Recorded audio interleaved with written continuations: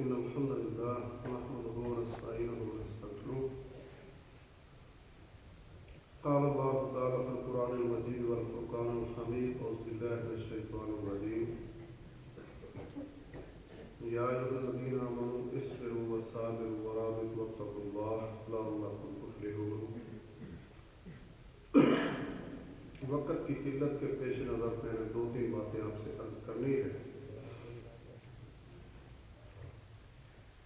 سب سے پہلی میری گزارش یہ ہے کہ ہم سب کا یہ دعویٰ ہے مسلمان ہونے کے ناطے جس سے بھی آپ سوال کریں گے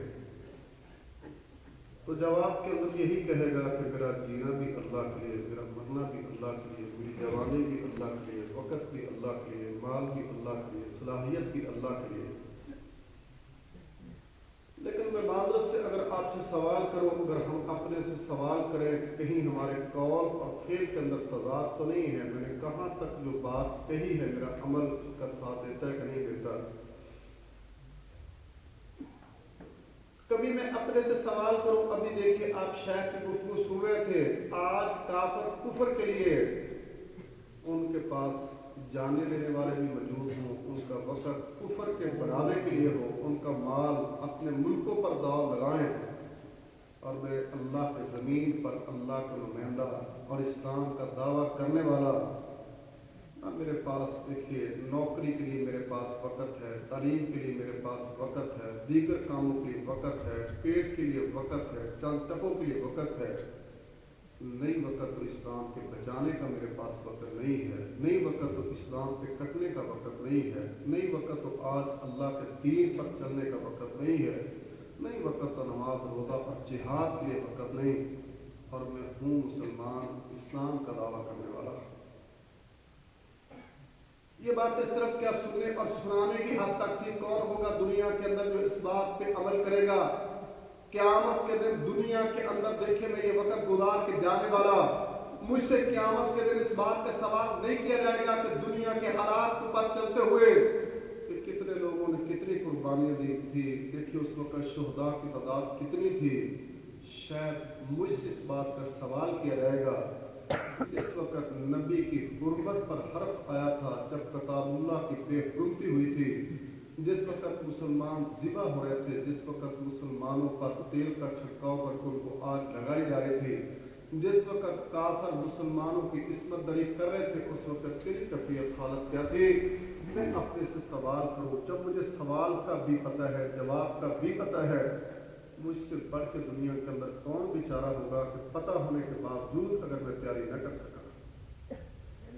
کیا یہ باتیں صرف کہنے اور کہلانے کی حد تک تھی کہ وہ عورت ساتھ اس وقت میدان مقتل کا وقت آئے، وہ اپنے 4 جوان سالہ بیٹوں کو کھڑا کر کے ان کو نصیحت کے طور پر یہ جملہ کہے کہ میرے بیٹوں، میں نے زندگی کے اندر اس بات سے کبھی اپنی عزت پہ حرف نہ آنے دیا، میں نے تمہارے باپ کی عزت کا خیال رکھا کہ دیکھیں جس وقت تم یتیمی کے ساتھ میں جوانی کے پروان چڑھایا، آج اللہ کے دین پر آنچ آئی ہے، کافروں نے للکارا ہے.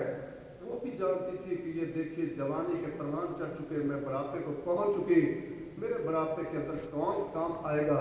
لیکن ان چاروں کو کھڑا کرنا، اسلام کی غیرت دلانا، کتاب اللہ کا پڑھ کے سنا دینا، یا ایھا الذین آمنوا اصبروا وصابروا ورابطوا واتقوا اللہ لعلکم تفلحون. ان بیٹوں کا چاروں کا آگے بڑھنا، کسی کا آگے اس بات کا پیغام دینا کہ تو کس کے انتظار کر رہی ہے، کہ کون ہوگا جو شام کو تیرے لیے آج وہ پلٹ کے جائے گا، تیرے بڑھاپے کے اندر کام آئے گا، وہ کون ہوگا جو تیری بیماری کے اندر سہارا بنے گا، وہ کون ہوگا کل کلا تیرے جنازے کو کندھا دے گا.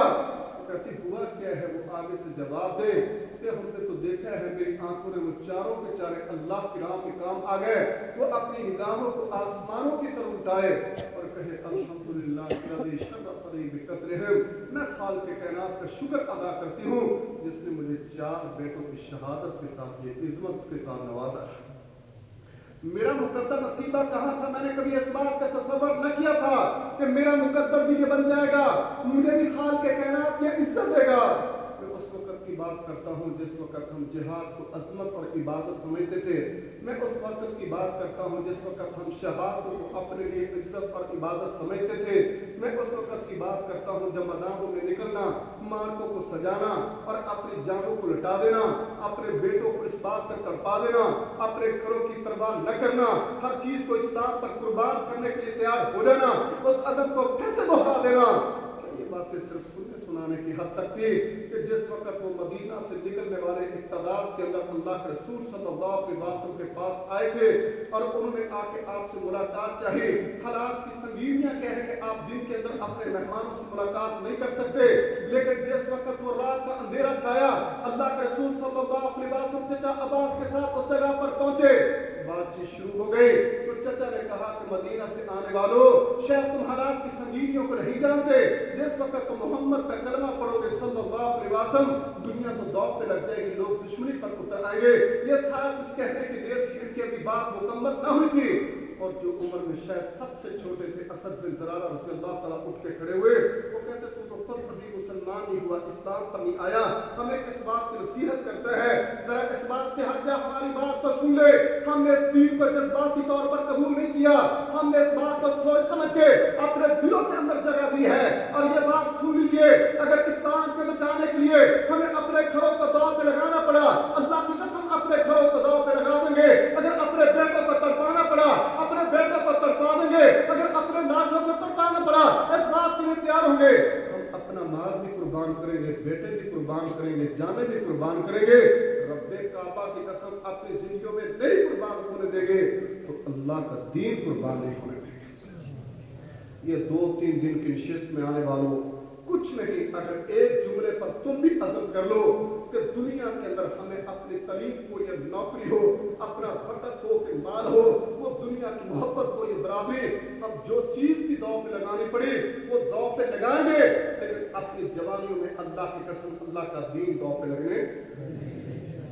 इस चीज के लिए जो भी कुर्बानी देनी पड़ी उससे डरेगा है नहीं, है नहीं, इंशाअल्लाह इंशाअल्लाह इंशाअल्लाह।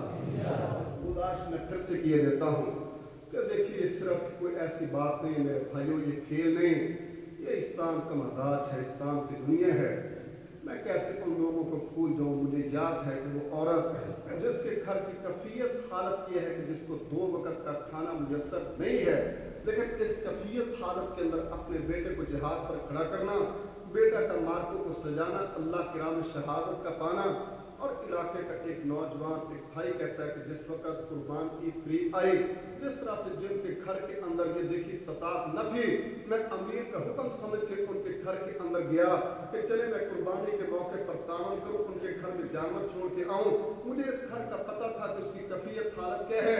मैं जाकर उस जगह पर बैठा, बातचीत शुरू हुई, मेरे हाथ के अंदर मिठाई का डब्बा, कुछ कपड़े के जोड़े। उस औरत साहब ने, बूढ़ी अम्मा ने पूछा, बेटा ये किस लिए उठाए फिर रहा है? मैंने कहा कि देखिए आपके लिए हदिया तोहफा लेके आया हूँ। उसने कहा जब बेटा शहीद नहीं हुआ तो उस वक्त तो तोहफा नहीं लेके आया, तो लगता है कि देखिए मेरे बेटे की कीमत अदा करने के लिए आ गया। मैंने शायद इन कपड़ों के लिए बेटा नहीं दिया था, मैं तो अल्लाह की जन्नत के लिए दिया था।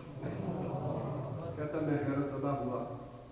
मैंने जो तय था जमात की तरफ से पैसे निकाले कि जानवर खरीद की कुर्बानी के दिन तुम भी ईद में शरीक हो जाना। उसने कहा बेटा ये काम मत कर, मुझे न इस बात की तकलीफ दे, खामद बीमार है, चारपाई पे पड़ा है, उठने से कासर है। कहता मैं उसके चार के पास बैठा, वो औरत साथ आके अपने खामद के पास बैठ गई। कहती शायद कि तुझे पैसे किसी बहाने से दे।